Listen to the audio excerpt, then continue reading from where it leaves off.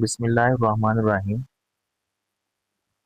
Students, chemistry class 10 chapter number 14 हम study कर रहे हैं, state of matter and phase change. आज हम लेक्चर नंबर 5 स्टडी करेंगे।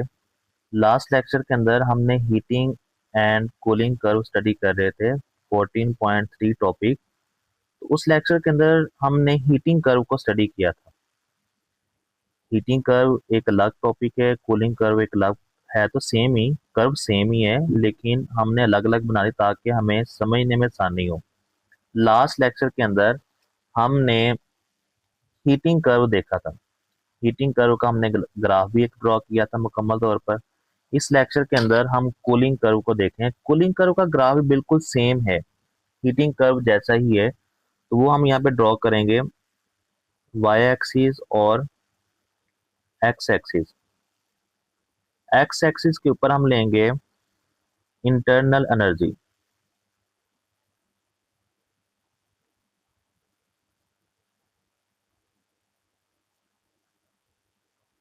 और वाई एक्सिस के ऊपर हम लेंगे टेम्परेचर।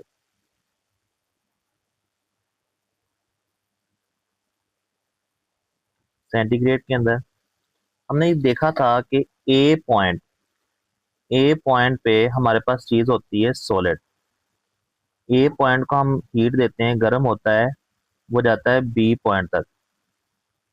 बी से लेकर सी तक जो टेम्परेचर है वो रहता है कांस्टेंट।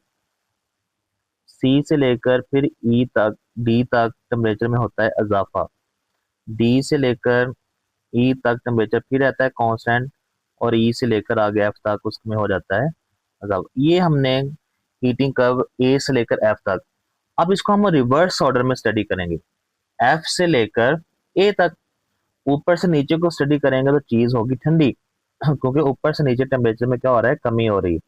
नीचे से ऊपर टेम्परेचर में होता है इजाफा, ऊपर से नीचे को आएंगे टेम्परेचर में क्या हो जाएगी, कमी। एफ से लेकर ए तक बच्चों, एफ से लेकर ए तक जो कर्व है ना, ऊपर से लेकर नीचे तक जो कर्व है, इस कर्व को बोलते हैं कूलिंग कर्व। ये कर्व कौन सी कहलाती है, कूलिंग कर्व। ओके बच्चों, यहाँ पे हमारे पास वेपर वेपर मौजूद है, गैस मौजूद है, वेपर मौजूद है। हमने उसको किया ठंडा, हमने इसको क्या किया, ठंडा किया। टेम्परेचर में कमी हुई ई पॉइंट तक, एफ से लेकर ई तक टेम्परेचर में कमी। ई जो पॉइंट है उस पॉइंट को बोलेंगे point of liquefaction. Point of liquefaction, जहां पे चीज लिक्विड में कन्वर्ट होना शुरू होती है, इस पॉइंट को बोलते हैं पॉइंट ऑफ लिक्विफेक्शन। यानी कि एफ से लेकर ई तक टेम्परेचर में कमी हुई, ई के ऊपर चीज लिक्विड में तब्दील होना शुरू हो गई।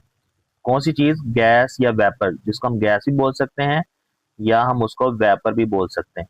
वेपर जो है लिक्विड में तब्दील होना शुरू हो गई। ई से लेकर आप देखें डी तक टेम्परेचर में इजाफा नहीं हुआ। टेम्परेचर में इजाफा क्यों नहीं हुआ, क्योंकि अभी शुरू हुआ है, चीज गैस लिक्विड में तब्दील होना शुरू हुई है। और टेम्परेचर में इजाफा तब तक नहीं होगा जब तक सारी की सारी गैस जो है बच्चों लिक्विड में तब्दील नहीं हो जाती। टेम्परेचर में इजाफा बिल्कुल भी नहीं होगा।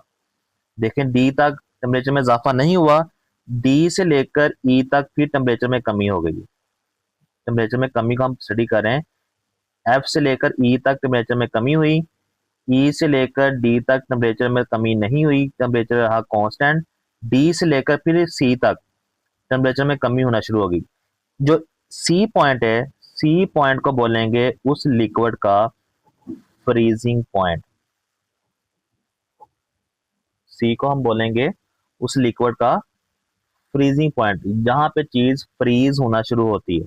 तो सी पे, यहाँ पे गैस सारी की सारी लिक्विड में तब्दील हो गई थी, लिक्विड के टेम्परेचर में फिर कमी की गई, डी से लेकर सी तक कमी हुई, यहाँ पे लिक्विड जो है वो फ्रीज होना शुरू हुआ।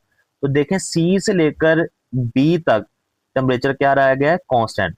यानी कि यहाँ पे टेम्परेचर में कमी नहीं हो रही। क्यों कमी नहीं हो रही बच्चों, क्योंकि सारे का सारा लिक्विड जो है वो किस में तब्दील हो रहा है, सॉलिड के अंदर। शाबाश, सारे का सारा लिक्विड किसमें तब्दील हो रहा है?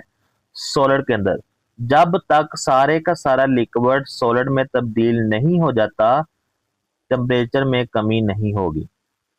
ठीक है, तो बी से लेकर फिर देखें, जब टेम्परेचर में लिक्विड सॉलिड में तब्दील हो गया है, फिर टेम्परेचर में क्या होगी? कमी। फिर बी से लेकर ए तक टेम्परेचर में क्या हो रही है? कमी। और यहाँ पे चीज मुकम्मल तौर पर सॉलिड में तब्दील हो जाएगी। ऊपर से लेकर नीचे तक हम पढ़ेंगे, एफ से लेकर ए तक। इस कर्व को बच्चों हम बोलते हैं कूलिंग कर्व। ये कर्व कौन सी कहलाती है? कूलिंग कर्व कहलाती है। तो बुक पे क्या लिखा हो? बुक से कहां से याद करना है हमने? बुक पे अगर आप देखें, लास्ट लेक्चर के अंदर मैंने आपको निशान लगवाया था यहां तक थी आपकी हीटिंग कर्व। उससे आगे वो कहता है the same graph in the figure, जो सेम ग्राफ हमने ड्रॉ किया है, can be studied in reverse direction. अगर आप उसको रिवर्स स्टडी करो, from the point F to A. कहां से लेकर कहां तक बच्चों? भाई आपने एफ से लेकर स्टडी करना है ए तक, रिवर्स। ए से लेकर एफ तक जो है वो हीटिंग कर्व है, एफ से लेकर ए तक जो है वो आपकी क्या है? कूलिंग कर्व है। ऊपर से लेकर इसको रिवर्स डायरेक्शन में स्टडी करोगे तो ये आपकी कहलाएगी कूलिंग कर्व कहलाएगी। वो कहता है कि it is called cooling curve. इस कर्व को हम क्या बोलते हैं? रिवर्स डायरेक्शन में जब हम पढ़ेंगे इसको हम बोलते हैं cooling curve.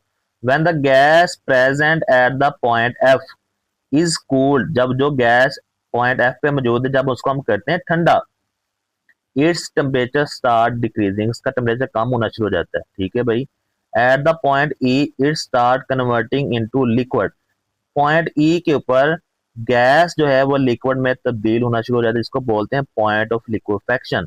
This is called the condensation point और liquefaction point, and it represented the same temperature as the boiling point. ये वही टेम्परेचर है जहां पे चीज बॉयल होना शुरू होती है, क्योंकि डी जो था वो बॉइलिंग पॉइंट था ना। हमने जब हीटिंग कर्व स्टडी की तो डी जो है बॉइलिंग पॉइंट आता था, तो सेम टेम्परेचर तो सेम ही है, टेम्परेचर में तो इजाफा नहीं हुआ, टेम्परेचर क्या है? कांस्टेंट है। तो यहाँ पे ई के ऊपर पॉइंट ऑफ लिक्विफेक्शन है, यानी कि कंडेंसेशन है, गैस तब्दील हो रही है लिक्विड के अंदर, इस समय को बोलते हैं कंडेंसेशन। तो टेम्परेचर में इजाफा नहीं होगा, टेम्परेचर क्या रहेगा? टेम्परेचर में कमी नहीं होगी, टेम्परेचर क्या रहेगा? कांस्टेंट रहेगा। ओके जी, नेक्स्ट आ जाए। The temperature will however remain constant during this process of condensation और लिक्विफेक्शन। इसके अंदर टेम्परेचर क्या रहेगा? कांस्टेंट रहेगा, टेम्परेचर में मजीद कमी नहीं होगी। ई से लेकर डी तक टेम्परेचर क्या है बच्चों? कांस्टेंट है। ओके जी, आगे क्या है? The temperature will however remain constant during the process condensation, further cooling will convert the liquid into solid at the point C which is called freezing point. फिर हम फर्दर कूल करेंगे D से लेकर ई तक, D से लेकर सी तक। D से लेकर सी तक वो ठंडा होगा, सी जो है वो लिक्विड का क्या कहलाएगा? फ्रीजिंग पॉइंट कहलाएगा। सी क्या कहलाएगा? उस लिक्विड का फ्रीजिंग पॉइंट कहलाएगा। ठीक है जी।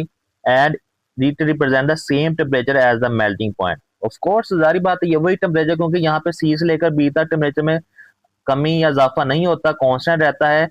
बी जो है वो आपका बी जो है वो आपका जो है वो मेल्टिंग पॉइंट था, मेल्ट होना चीज शुरू होती थी। और सी जो है वो आपका क्या है? फ्रीजिंग पॉइंट है। और सी से लेकर बी तक टेम्परेचर में कमी नहीं होगी, क्योंकि टेम्परेचर में कमी क्यों नहीं होगी? क्योंकि सारे का सारा लिक्विड किस में तब्दील होगा? सॉलिड के अंदर तब्दील होगा।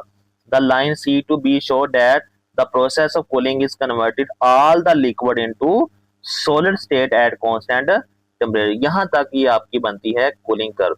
यहां से लेकर बच्चों यहां तक आपने कूलिंग कर्व लिखनी है। इसकी आगे एग्जांपल जो है ना, आगे एग्जांपल भी ज़रा सी बात देनी, लॉन्ग क्वेश्चन है, तो यहां से आगे इसकी एग्जांपल शुरू। A cooling curve for water will show that the temperature of the steam decrease until it's reach 100 centigrade.